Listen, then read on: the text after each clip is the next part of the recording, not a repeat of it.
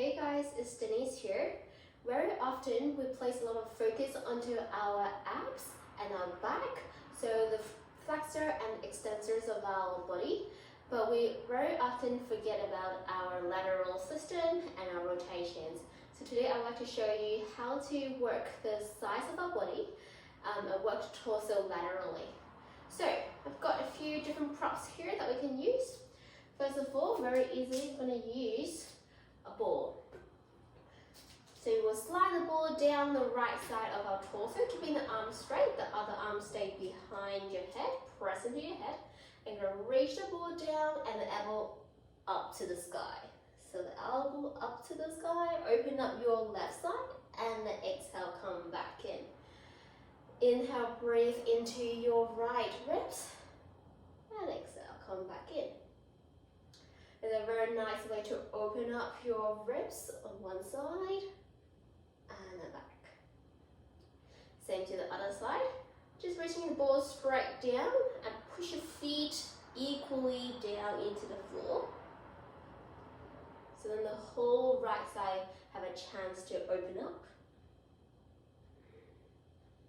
The last one, inhale and exhale.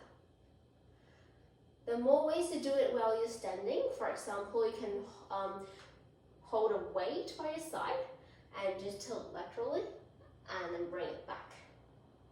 So when you hold a weight, whether it be 5 kilo or 10 kilo, you actually work the opposite side, whichever side that bring the torso back up to upright. So it's slightly different in terms of the load.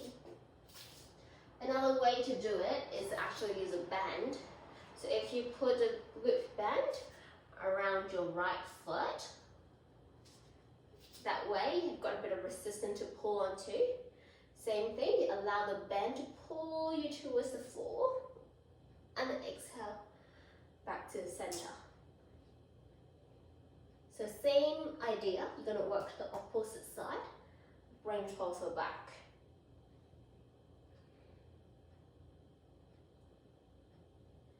It's up to you what arm you want to use for the opposite side. Sometimes I like to place the opposite hand behind my head just so I've got that right armpits that I can open up and then back.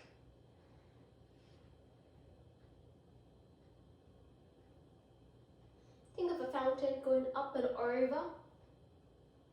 and back. Just make sure you're not using your arm to do it. We're just trying to target the sides. Okay, so coming down from standing, we can actually do a kneeling version of it. So if you ever have any bands that you can tie around your furniture, that would be ideal, or a reformer, or any arm straps like this. This time we will have the straps around the elbow, doesn't matter which one. So again, if we want to target the right side, we actually want to tie the strap on the opposite side, because the band want to pull you towards the furniture and you're trying to bend away from it and then come back. Again, up and over and come back. We really want to target the sides equally, both the front, the obliques, and the back, which is the lower back cular muscles, and everything that surrounds your side, basically. So we don't want to stick our bottom out, we want to keep our bottom forward, right over those knees, keeping the body stacked before you bend over. Yep, and we'll go same to the other side. Sometimes I like to squeeze my heels together just to give me a more sturdy grip to the floor. You almost want no crinkle down your working side. So that's how high you need to lift before you bend over and then come back. Alright, so this is a way to work with a band or a reformer or straps. If you've got a chair at home, that will also come very handy when you're kneeling. It should be a very good height. Try not to go too close to the chair. You want to think of pulling the pedals in and down towards you, same arm, or you can actually do a circle arm this time. So you can take your arms up to the side and then try like a banana, pulling the pedals in underneath yourself while bending your other shoulder over it, and then come back. Yeah? If you put a bit more resistance on the chair, on pedals, you'll actually feel your bottom shoulder blade and back also working harder. Same idea here, keep your pelvis forward.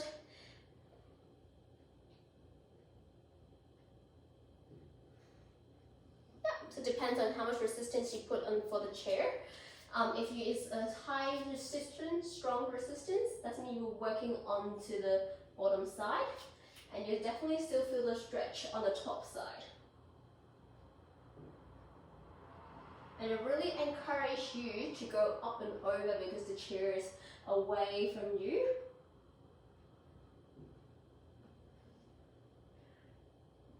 You go away from the chair so you can keep your arms straight and focus on your torso. Right, so that's another way to use the chair. If you want more, we can actually sit up onto the chair, this way, with the leg long, and then similar.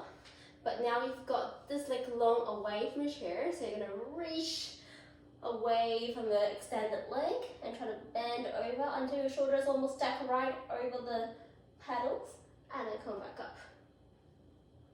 Yeah, and again, push it as far down as you can. And get the crown of your head to the other side of the room while you reach your toes away. So here you've got more access to the opposite energy to really open up the sides, more like in a diagonal line rather than like a banana shape. Yep, same to the other side.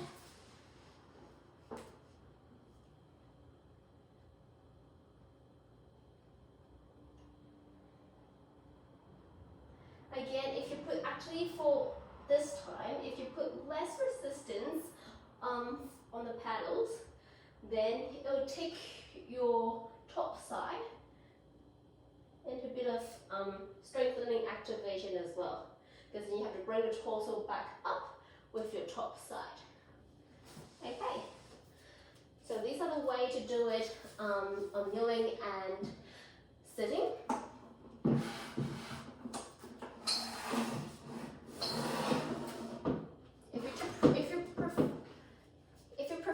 To not do it with a chair, you can also do it kneeling with the leg out like this. You can either just not use the chair and then just bend up and away from the extended leg and then come back. If you have a chair, same deal here. You just sort of pull the pedals in and down and reach the top elbow up to the sky and then come back. So when you do it without resistance, without any help, you actually work your top side a bit more, yeah, and to bring yourself back up. If you have the chair, that's more for mobility rather than strength, because the chair will bring you back up. Yeah, this is my favorite one. And again, because you've got the extended leg, you're more likely to just aim for a diagonal line, as far away as you can reach away from your extended triangle leg. So if you do it without the chair, try to reach for the floor. Reach to the other end of your mat and then come back. And inhale. And back. Last one.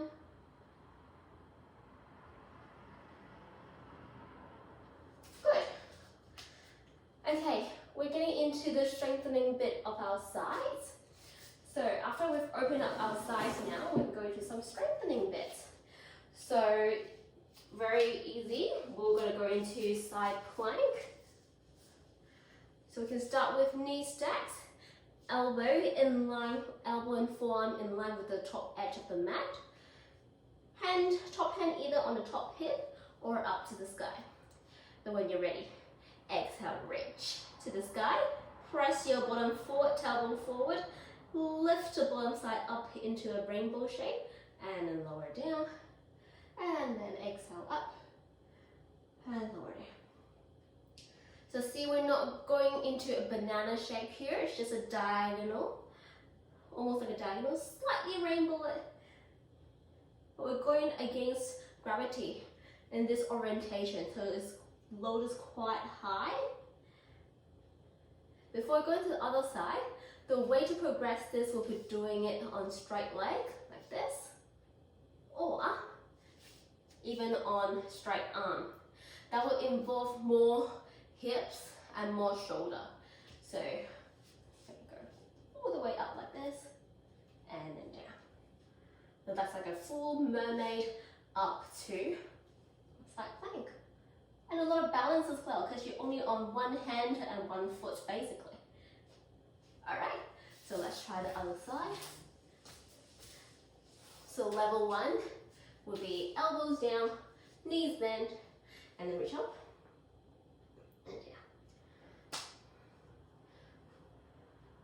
There's always 3 points. One is armpit, one is ribs, and the other one is hips. If you get your shoulders stacked right over the elbows, that will help you help your shoulders a lot. So try to get that position right from the beginning. And then from there, you got straight leg, but elbows bent. Or you've got straight arm, straight leg.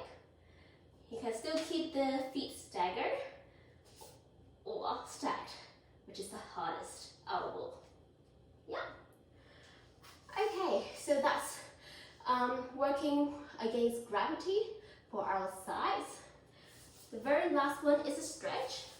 So if you've got a bull or even a reformer to push against, I'm sure all of you know this, is the mermaid. So you sit in a zigzag leg with the front shin parallel to your mat, or front shin parallel to the long edge of your reformer of your carriage, and the back shin is parallel to the top edge of the mat or the shoulder blocks of the reformer. Let's imagine this as the bar of the reformer, or you can use a small ball at home. You're going to roll the ball away, circle the arms up and over, and then come back. It's nice to just use a ball sometimes because you can feel that you're pressing against the floor on the bottom side, and you work the lats and the big back muscles on the bottom side. If you do it without the ball, that's totally fine as well. Then you can just pop your elbows down, allow yourself to rest and breathe here before you come back up. It still works your top side a tiny bit to bring you back up. Let's just go into the other side. So in the reformer setting, you'll push the foot bar away. Then that will also involve the bottom arm a little bit to push the foot bar away. Take a big arm circle, bend over, and then come back. Reach to the biggest circle, connecting all the dots of the clock. And then the very last one. So you can roll the ball away as well. That's why you're not just bending down this way, bending far away from your legs. Yeah, so that's all the variations of that we could use to target our side, whether it be stretching or strengthening it.